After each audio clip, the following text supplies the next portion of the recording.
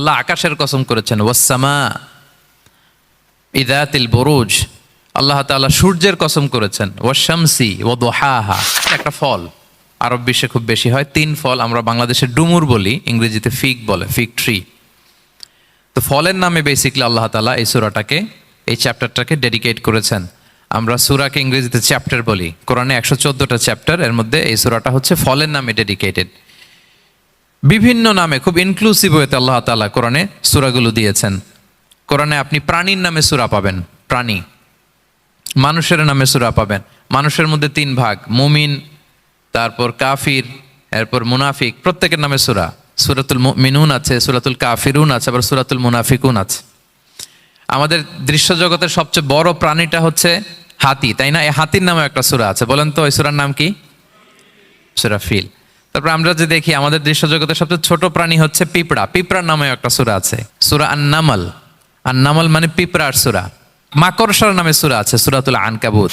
তারপর গোষ্ঠীর নামে সূরা আছে, সূরাতুল আলে ইমরান। বংশের নামে সূরা আছে, সূরাতুল কুরাইশ, কুরাইশ বংশের নামে সূরা। মা ফাররাতনা ফিল কিতাবি মিন শাই, উল্লেখ করে নাই কোরআনে এমন কিছু নাই, সবকিছু আল্লাহ তাআলা উল্লেখ করেছেন।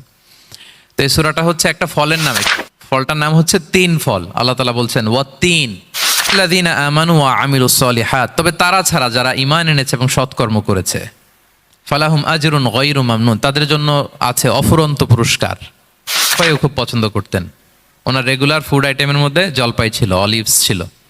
এটা পাহাড়ি এরিয়া, মরুভূমিতে হয়, এবং রাসূল সাল্লাল্লাহু আলাইহি ওয়াসাল্লাম বলেছেন কুলু যাইত ওয়াদ-দাহিনু ফাইন্নাহু মিন শাজারাতিন মুবারাকা, তোমরা অলিভ অয়েল এটা খেও এবং এটা গায়ে মালিশ করো, কেননা এটা বরকতময় একটা গাছের ফল, শাজারা মুবারাকা। এটা শরীরের ব্যাড কোলেস্টেরলকে কমিয়ে দেয়, খাওয়াও যায়। তামবুতু বিদ্দুহনি ওয়া সিবগিল লিল আখিলিন, কোরআনে এসেছে। এটা অয়েল হিসেবে ইউজ করে, আবার খাবার হিসেবেও ইউজ করা যায়। সালাদ ড্রেসিং এর ক্ষেত্রে কিন্তু অলিভ অয়েল আমরা ইউজ করি, ইদানিং পিজাতে খুব ইউজ করা হয় অলিভ, জলপাইটা।